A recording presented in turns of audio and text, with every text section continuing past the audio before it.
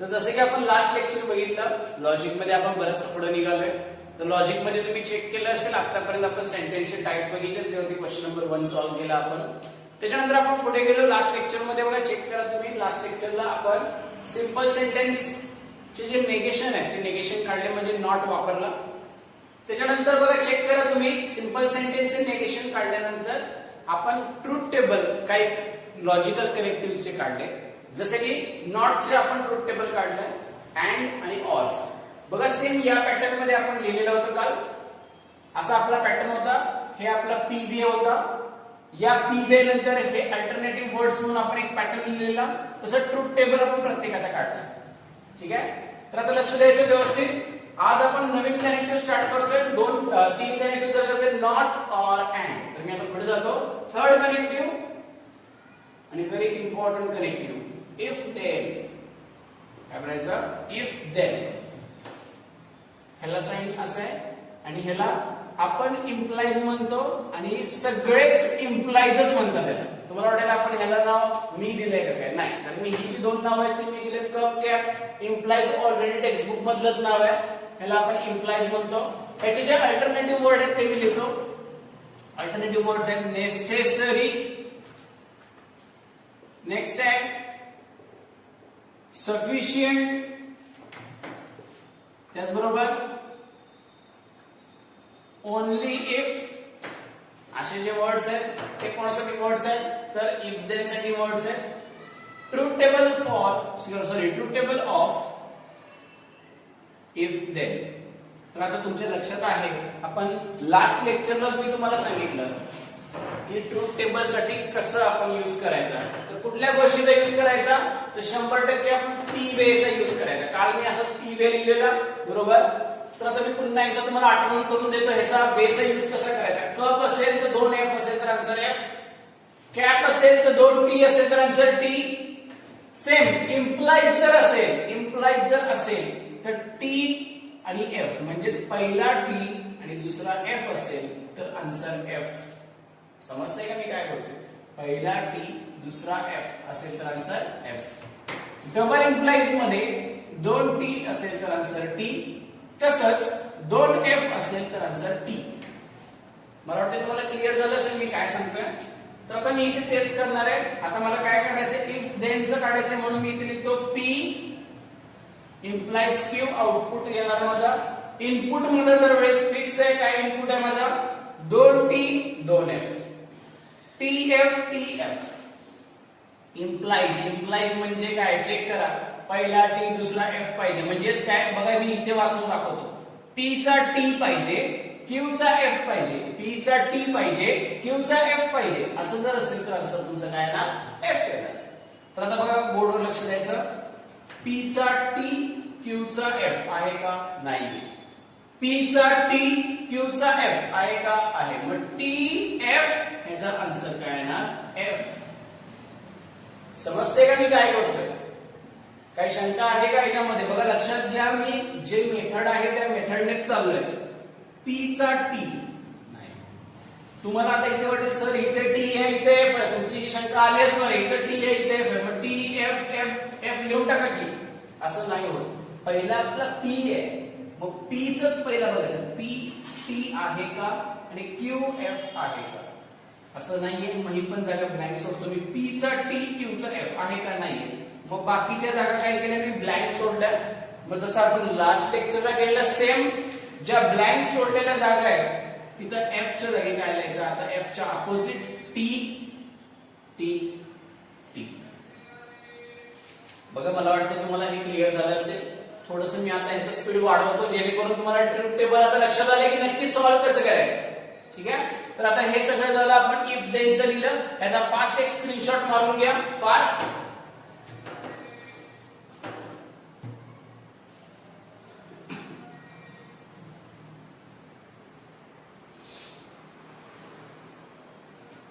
ठीक आहे, आता तुम्ही स्क्रीनशॉट मारला असेल.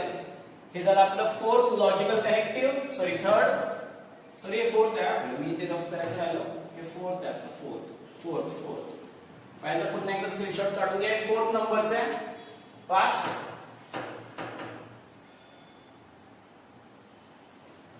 तर नेक्स्ट आता फिफ्थ वन, म्हणजे आपल्याला घ्यायचं fifth one, last logical corrective. आणि त्या लॉजिकल करेक्टिव्हचं नाव आहे इफ अँड ओनली इफ. काय लॉजिकल करेक्टिव्हचं नाव आहे? If and only if. त्या इफ अँड ओनली इफ चा सिम्बॉल बघा हा आहे. तर आता मी इथे बोर्डवर लिहितो व्यवस्थित. फिफ्थ लॉजिकल करेक्टिव्ह,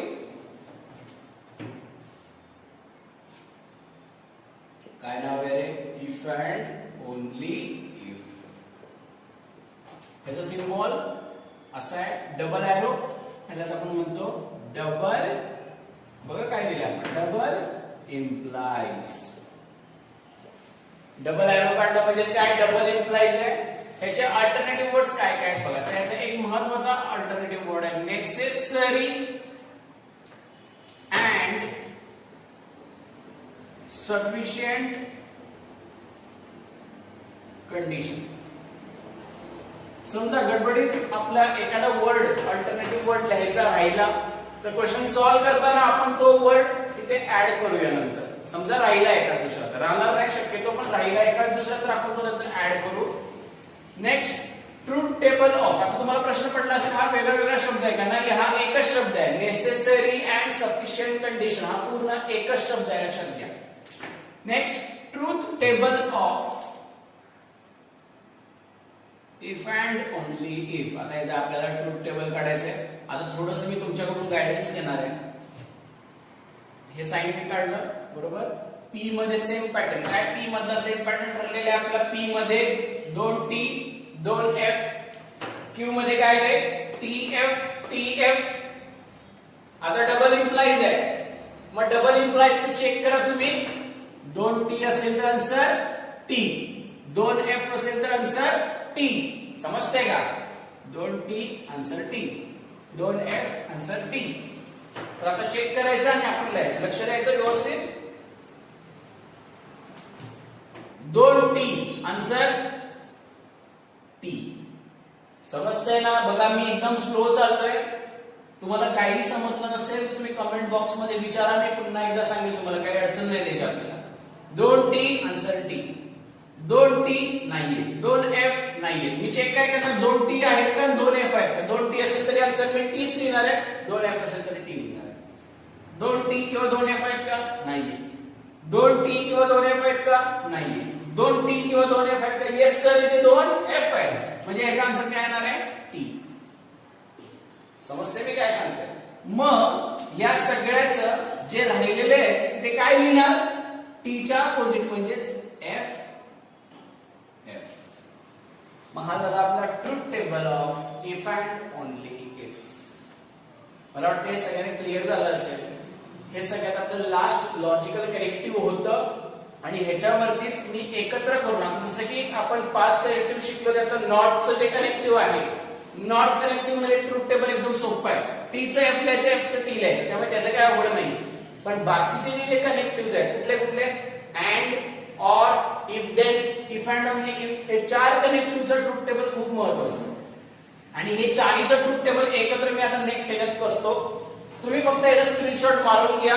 आणि हा जो वे आहे, हा वे तुमचा 100% बाय हार्ट असलाच पाहिजे. लास्ट लेक्चरला आपण हा लिहून घेतलाय. मी लास्ट लेक्चरला बाय हार्ट करायला सांगितलं नाही, पण तुम्ही हा पूर्ण वे बाय हार्ट करूनच ठेवायचा. तर याचा पटकन एक स्क्रीनशॉट मारून घ्या फास्ट.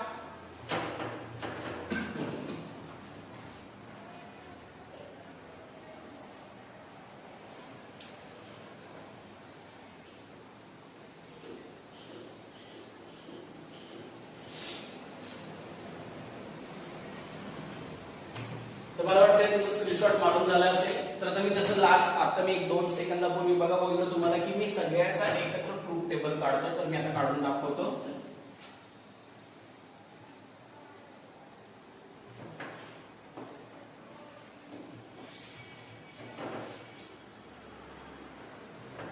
ट्रूथ टेबल ऑफ, मी मगाशी सांगितलं नॉटचा मी काढणार आहे. नॉटचा तर सोपं आहे, टी असेल एफ लिहायचं, एफ असेल टी लिहायचं. तर मी एकत्र सगळ्याचा काढून दाखवतो जेणेकरून कुणाला याच्यामध्ये काही शंका राहणार नाही.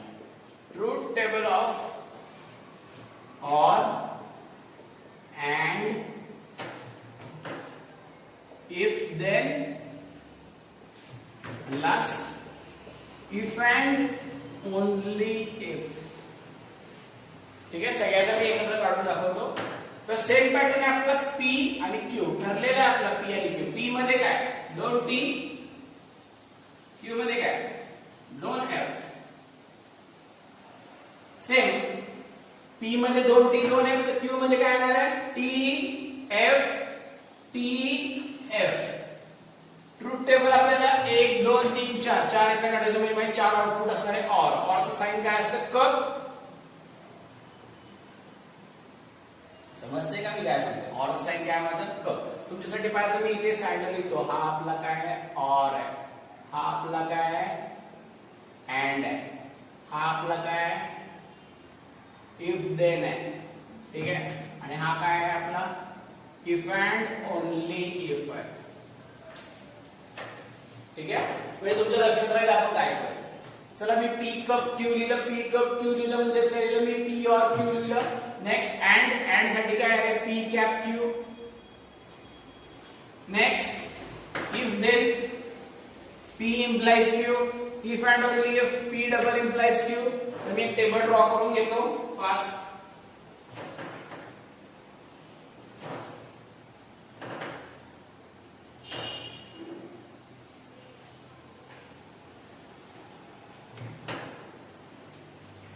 बघा मी टेबल ड्रॉ करून घेतलाय. पी मध्ये माझा जो इनपुट आहे तो कायम ठरलेला आहे. मी मगासपासून एक 3-4 वेळा बोललो असेल की माझा जो इनपुट आहे पी चा तो फिक्स आहे. काय 2T 2F आणि क्यू चा पण माझा इनपुट फिक्स आहे TF TF. तर आता माझा टेबल ड्रॉ करून झालाय. तर आता मी सेम पॅटर्न कडे येणार आहे कप. आता तुम्ही चेक करायचं वरती पी वे मध्ये कप कुठे दिसतोय तुम्हाला कप. हा बघा कप. कपचं काय आहे 2F असेल तर आन्सर F. बघा लक्ष द्यायचं व्यवस्थित. 2F असेल तर आन्सर F. चेक करूया आपण 2F आहेत का नाहीये. इझी आहे. 2F आहेत का नाहीये. 2F आहेत का नाही. 2F आहेत का आहेत. 2F तर आन्सर इज F. मी लिहिलं F. समजते का मी काय सांगतोय. 2F answer F. क्लिअर आहे. आता मी ही जागा आहे ही मोकळीच ठेवतो. Next cap. कॅप म्हणजे काय 2T तर आन्सर T. बरोबर 2T तर answer T. 2T answer T. 2T नाही, 2T नाही, 2T नाही. बाकीचं मी आहे असं लेफ्ट आउट करतो. समजते सगळ्यांना. काही शंका आहे का याच्यामध्ये. मी एकदम इझी वे, याच्यापेक्षा इझी मेथड कुठलीच नाहीये.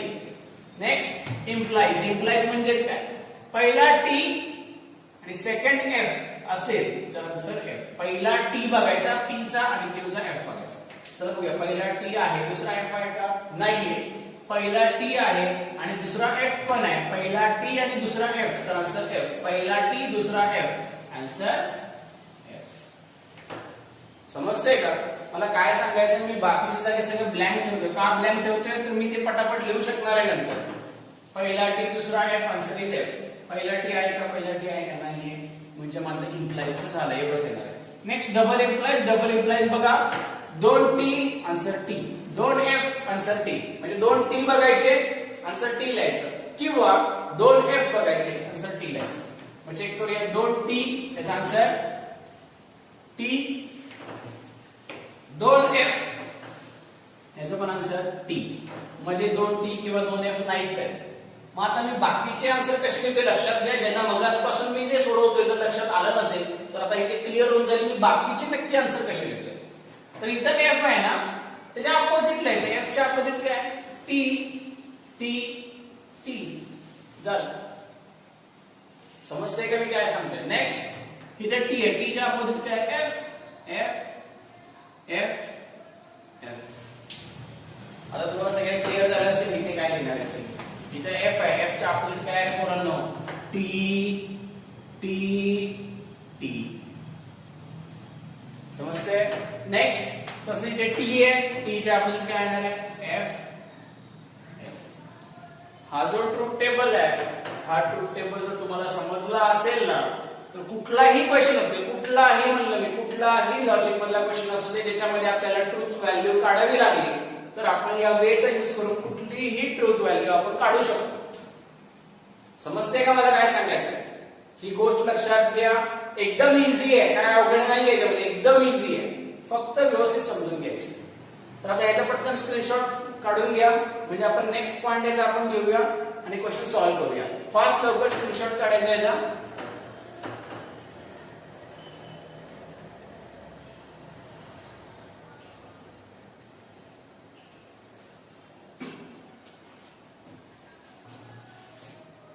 ठीक आहे, मला वाटतं स्क्रीनशॉट काढून झालं असेल आणि तुम्हाला हे मी जे काही सोडवलंय हे समजलं पण असेल. तर आता मी नेक्स्ट येतो, मेन जो क्वेश्चन आहे त्या क्वेश्चन कडे मी वळतो, एक्सरसाइज कडे वळतो, एक्सरसाइजचा क्वेश्चन घेतो.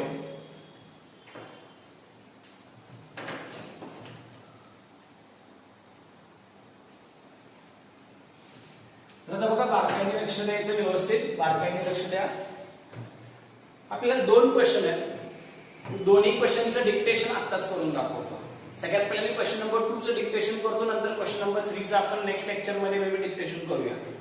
लक्ष द्या, क्वेश्चन नंबर 2 जो आहे एक्सरसाइज 1.1 क्वेश्चन नंबर 2. क्वेश्चन काय मी रीड करतो. आपण बघा कशी सिक्वेन्स घेतली लक्षात घ्या. एक्सरसाइज 1.1 मधला क्वेश्चन नंबर 1 झाला, त्याच्यानंतर नेक्स्ट लेक्चरला आपला क्वेश्चन नंबर 5 झाला, बरोबर आहे. तसंच आता आपण नेक्स्ट लेक्चर म्हणजे हे जे लेक्चर आहे याच्यामध्ये क्वेश्चन नंबर 2 कव्हर करण्याचा प्रयत्न करतोय. तर क्वेश्चन नंबर 2 काय दिलाय मी रीड करून दाखवतो किंवा बोर्डवर लिहितो. Question number 2, right the following compound statements. Right the following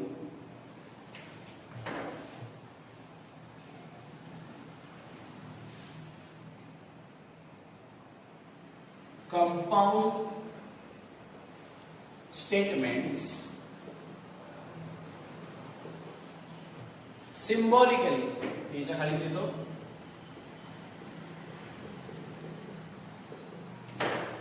बघा क्वेश्चन काय आहे, क्वेश्चन रीड करतो मी. Write the following compound statement symbolically. आता मी टेक्स्टबुक मधलं एक्झाम्पल घेत नाही, मी माझ्या एक मनाचं एक्झाम्पल घेतो. लक्ष द्यायचं, जे की मी मागाशी पण लिहिले. Rahul is good boy and Sita is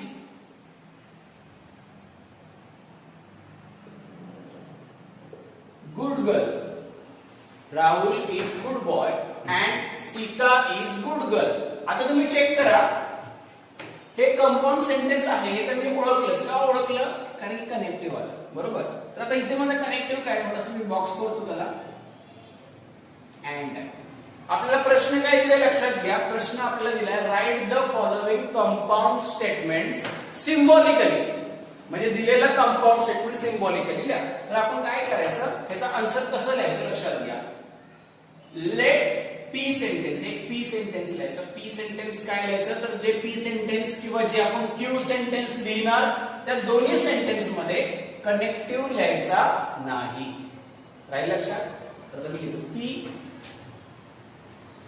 Rahul is good boy. व्यवस्थित लक्षात घ्या मला काय सांगायचंय. मी जे हे घेतोय ना ह्याच्यामध्येच मी पूर्ण क्वेश्चन नंबर 2 चा सगळा पॉइंट कव्हर करणार आहे या एका एक्झाम्पल मध्ये. त्यामुळे मी स्टेप बाय स्टेप कसे चेंजेस करतोय बघा आणि मी कसा आन्सर देतोय चेक करा. P Rahul is good boy, Q Sita is good girl. म्हणजे तुम्हाला पी आणि क्यू जो मी सेंटेन्स लिहिला त्याच्यावरनं एक गोष्ट तुम्हाला लक्षात आली असेल किंवा तुमची गोष्ट क्लिअरच झाली असेल की पी आणि क्यू जे सेंटेन्स आपण लिहितोय त्या पी आणि क्यू सेंटेन्स मध्ये कनेक्टिव्ह लिहायचं नाही. समजलं मला काय सांगायचंय. तर कधी पण हे वाक्य बाय हार्ट करून ठेवा की पी आणि क्यू जे आपण सेंटेन्स लिहिणार त्या सेंटेन्स मध्ये कनेक्टिव्ह लिहायचा नाही. ठीक आहे. तर आता मी याचा सिम्बॉलिकल फॉर्म लिहितो. आता मी इथे जे माझा आन्सर आहे म्हणजे जे सिम्बॉलिकली लिहायचं ते मी लिहितो सिम्बॉलिक फॉर्म. आता चेक करायचं मी सिम्बॉलिक फॉर्म कसा लिहितोय. बारकाईने बघा मी काय करतोय. पी पी सेंटेन्स काय राहुल इज गुड बॉय म्हणजे माझं पी केवढं आहे, एवढं माझं पी आहे. मी बॉक्स केलेलं लक्षात आलं का तुमच्या. मी जे बॉक्स केलं हे एवढं सेंटेन्स माझं काय तर पी आहे. मी इथे वरती पी छोट्या अक्षरात लिहितो. ठीक आहे. नेक्स्ट मध्ये अँड आहे, अँड आपण लिहिलंय का याच्यात? नाही लिहिलं. सीता इज गुड गर्ल, हे काय आपलं क्यू. मग मी एवढ्या सेंटेन्सला बॉक्स करतो आणि हे एवढ्या सेंटेन्स मध्ये काय क्यू आहे, मी स्मॉल अक्षरामध्ये इथे क्यू लिहितो. समजतंय मला काय सांगायचं आहे? मी याचा सिम्बॉलिक फॉर्म लिहिणार आहे. तर मी हे एवढं सेंटेन्स पी मानलं, एवढं सेंटेन्स क्यू मानलं. पी आणि क्यू सेंटेन्स मी जे मानतो त्या सेंटेन्स मध्ये लक्षात ठेवायचं मी कनेक्टिव्ह कधीच लिहित नाही. म्हणजे नॉट जरी आला ना तर मी नॉट पण लिहित नाही. लक्षात ठेवायचं, हे बाय हार्ट करून ठेवायचं की आपण कनेक्टिव्ह लिहित नाही पी आणि क्यू मध्ये. तर सिम्बॉलिक फॉर्म एकदम इझी आहे. तर हे वाक्य वाचायचं, सिम्बॉलिक फॉर्म लिहायचं. Rahul is good boy. काय रे Rahul is good boy? P आहे, पी लिहिला. मध्ये काय आला? अँड. अँड सिम्बॉल काय आठवण करून घ्या. अँड, अँड म्हणजेच काय? कॅप. समजलं मला काय सांगतोय? Next, Sita is good girl, Q, म्हणजे हे क्यू सेंटेन्स. आता तुम्हाला सिम्बॉलिक फॉर्म लक्षात आला असेल मी काय केलं ऍक्च्युअल मध्ये. हे पूर्ण सेंटेन्स माझं पी, हे पूर्ण सेंटेन्स माझं क्यू, मध्ये अँड आलं. अँड आल्यामुळे मी काय लिहिलं? कॅप लिहिलं. आता तुमच्या लक्षात आलं असेल आपण अल्टरनेटिव्ह वर्ड लिहिले. तर अल्टरनेटिव्ह वर्ड अँडचे बरेचसे आहेत. म्हणजेच काय? अँडच्या जागी समजा बट असतं, स्टील असतं, दो असतं, मोरवर असतं किंवा नुसता कॉमा जरी असता तरी मी कॅपच लिहिलं असतं. मग तुमच्या आता लक्षात आलं असेल ते जे आपण लास्ट लेक्चरला अल्टरनेटिव्ह वर्ड लिहून घेतले अँडचे, त्याचा उपयोग काय? तर अल्टरनेटिव्ह वर्ड वरून आपण कनेक्टिव्ह कुठला द्यायचा हे ठरवतो. समजते मला काय सांगायचं आहे? तर एक बारकाईने फक्त लक्षात ठेवा वर्ड कुठले कुठले आहेत. बघा मी पुन्हा एकदा ते रिवाइज करतो 1-2 मिनिटात. सगळ्यात पहिली गोष्ट, अल्टरनेटिव्ह वर्ड अँडचे बरेच आहेत, बरोबर? तर अँडचे थोडस वेळ आपण साईडला ठेवूया. ऑरचे किती आहेत रे? आपण लास्ट लेक्चरला घेतलं ऑरचे. तर ऑर साठी अल्टरनेटिव्ह वर्ड कुठलाच नाहीये. म्हणजे नुसता ऑर हा ऑरचा अल्टरनेटिव्ह वर्ड, बरोबर आहे? त्याच्यानंतर नॉट आपण आधीच घेतलेलं. नॉटचे काय होते? Neither, never. इफ देनचे काय होते रे? इफ देनचे ओनली इफ, नेसेसरी, परत सफिशियंट. आणि इफ अँड ओनली इफ चे काय होते?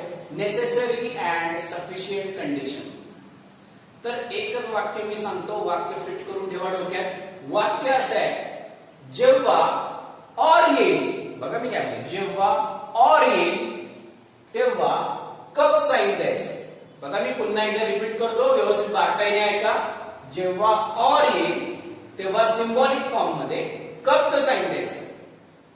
जेव्हा ओनली इफ, नेसेसरी, सफिशियंट हे शब्द येतील तेव्हा इम्प्लाइजचं साईन द्यायचं. जेव्हा नेसेसरी अँड सफिशियंट कंडिशन असा शब्द येईल तेव्हा डबल इम्प्लाइजचं साईन द्यायचं. आणि जेव्हा नायदर, नेवर असे शब्द येतील तेव्हा हे नेगेशनचं साईन द्यायचं. आणि हे सगळं सोडून, बघा हे सगळं सोडून कुठलं पण येऊ दे, मग कॉमा येऊ दे, बट येऊ दे, स्टील येऊ दे, दो येऊ दे, मोरेवर येऊ दे, काय पण येऊ दे, तेव्हा आपण कॅपच साईन द्यायचं. समजते मला काय सांगायचं? आता हे मी त्यातल्या त्यात हे बेसिक एक्झाम्पल घेतलं, बेसिक. अजून मी हे एक्झाम्पल थोडं चेंज करणार आहे आणि थोडंसं याला हार्ड बनवणार आहे. ठीक आहे? तर सिम्बॉलिक फॉर्म कसा लिहिला हे तुमच्या लक्षात आलं असेल. हा क्वेश्चन तुम्ही तुमच्याकडे लिहून ठेवा, जेणेकरून की आपण हे सिम्बॉलिक फॉर्म कसं काढतोय हे तुम्हाला लक्षात राहील. हे एक सोपं एक्झाम्पल घेतलंय मी. आता पुढे लगेच अवघड एक्झाम्पल घेतोय, माझ्या मनाचं एक्झाम्पल घेतोय. ह्याच्यामध्ये मी थोडेसे चेंजेस करणार आहे. ठीक आहे? हे सगळ्यांना क्लिअर झालंय? तर आता सगळ्यात पहिल्यांदा तुम्ही काय करायचं, स्क्रीनशॉट मारून घ्या फास्ट.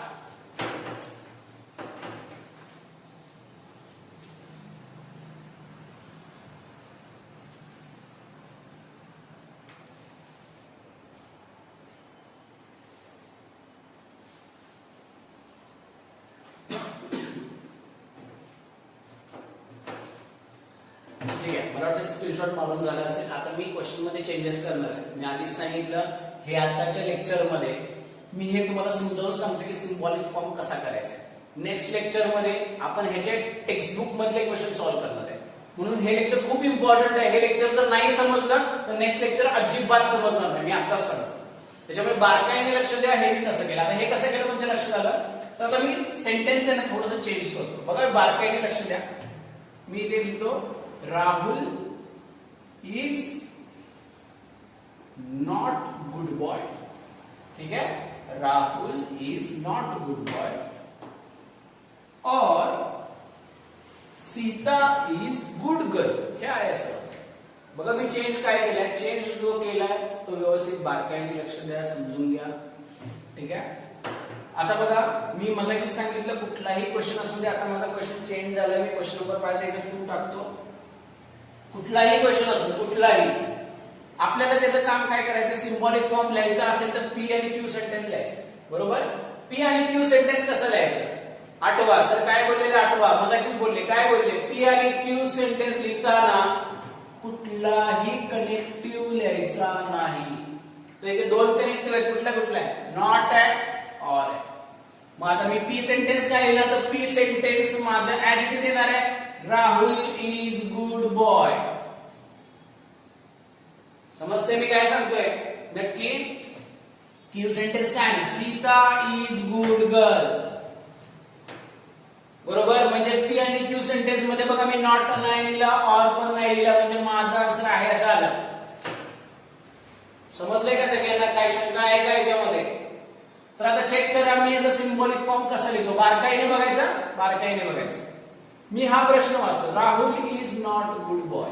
काय, Rahul is not good boy. पण आपलं पी सेंटेन्स काय, राहुल इज गुड बॉय. बरोबर. पी सेंटेन्स इथला काय म्हणजे राहुल इज गुड बॉय, पण आपला ऍक्च्युअल सेंटेन्स काय, Rahul is not good boy. म्हणजेच इथे काय आला तुमचा, नॉट आला. म्हणजेच सिंबॉलिक फॉर्म मध्ये सुरुवातीला येणार नेगेशन टी. नेगेशन म्हणजे नॉट. बरोबर. तर बघा राहुल इज गुड बॉय, पण प्रश्नात आहे Rahul is not good boy, म्हणून मी लिहिलं नेगेशन पी. क्लिअर आहे का सगळ्यांना, नक्की. नेक्स्ट पुढे जातो मी, काय ऑर आहे. ऑरचं साइन काय आहे बघा, ऑरचं साइन काय, ऑरचं साइन आहे कप. मी कप देतो. समजलं. मला वाटत नाही की कोणाला याच्यामध्ये काही शंका असेल. Negation P cup. आता मी क्यू सेंटेन्स वाचतो, सीता इज गुड गर्ल. इथे पण सीता इज गुड गर्ल.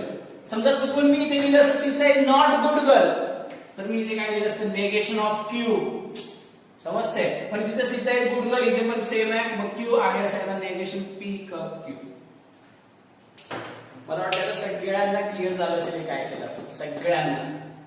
त्यामुळे ह्याचा पण स्क्रीनशॉट मारून घ्या फास्ट. मग मी लास्ट एक्झाम्पल याच्यामधलं थोडंसं घेतो, जेणेकरून तुम्हाला क्वेश्चन नंबर 2 आपण जो नेक्स्ट लेक्चर मध्ये सॉल्व्ह करू तो नक्की समजेल. ह्याच्यानंतर मी लास्ट क्वेश्चन फक्त घेणार आहे. हे व्यवस्थित बघा आणि स्क्रीनशॉट फास्ट मारून घ्या, फास्ट.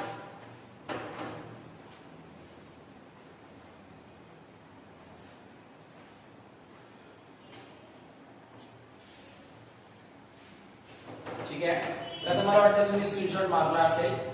तर आता माझा एक क्वेश्चन जो आहे तो मी थोडासा मी अजून चेंज करतो. सेम क्वेश्चन घेणार आहे, त्याला मी थोडासा चेंज करतो. लक्ष द्यायचं.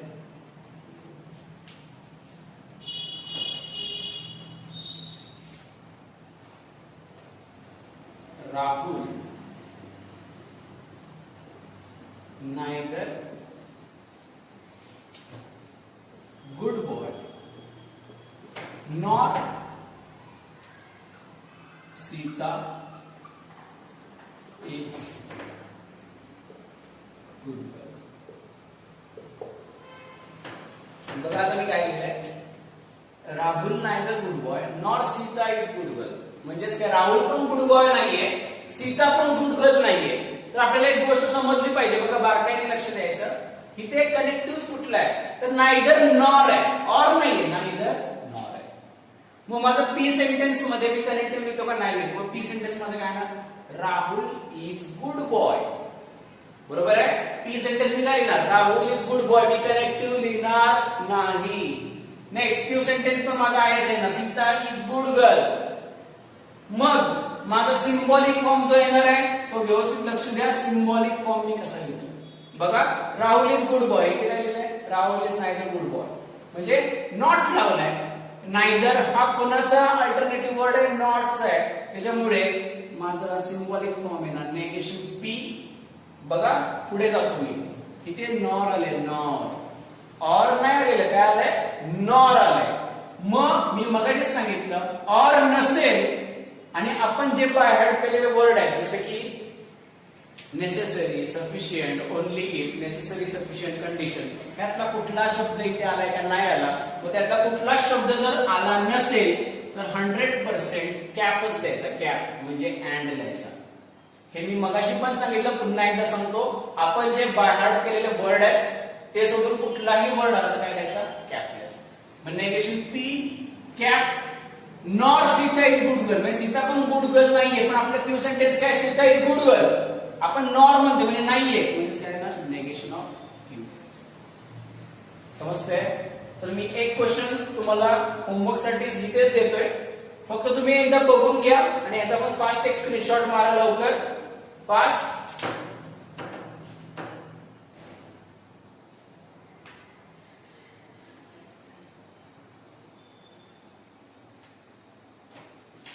ठीक आहे, स्क्रीनशॉट तुमचा मारून झाला असेल तर आता मी एक क्वेश्चन देतो. त्या क्वेश्चनचं आन्सर म्हणजे त्याचा जो सिम्बॉलिक फॉर्म आहे तो कमेंट मध्ये लिहून पाठवायचा मला. कमेंट मध्ये लिहून पाठवायचा आन्सर मला, आणि मला आन्सर पाहिजे सगळ्यांकडून. मी क्वेश्चन लिहितो. इफ, मी सेम पॅटर्न घेतला बघा, same. If Rahul is not good boy, then Sita is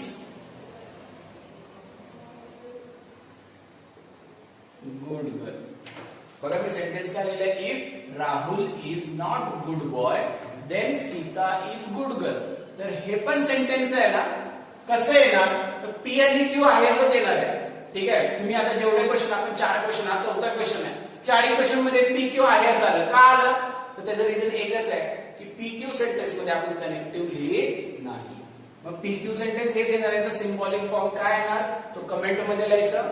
आजचं जे लेक्चर आहे त्या लेक्चर मध्ये बघा आपण ट्रुथ टेबल घेतलं, इफ देनचं, इफ अँड ओनली इफचं, आणि क्वेश्चन नंबर 2 कसा सॉल्व्ह करायचा टेक्स्टबुक मधला, ह्याचं फक्त मी तुम्हाला सांगितलं बेसिक. नेक्स्ट लेक्चरला आपण क्वेश्चन नंबर 2 घेणार आहे, आणि जसं मी सांगितलं ह्याचा आन्सर मला 100% कमेंट मध्ये पाहिजेच पाहिजे, लक्षात घ्या. मग आजचं जे काही लेक्चर आहे ते तुम्हाला समजलं असेल. नेक्स्ट लेक्चर आपण नेक्स्ट व्हिडिओ मध्ये करूया. आणि आपला हा जो व्हिडिओ आहे किंवा आपला हा जो चॅनल आहे त्याला तुम्ही लाईक करा, शेअर करा आणि सबस्क्राईब करा. थँक्यू.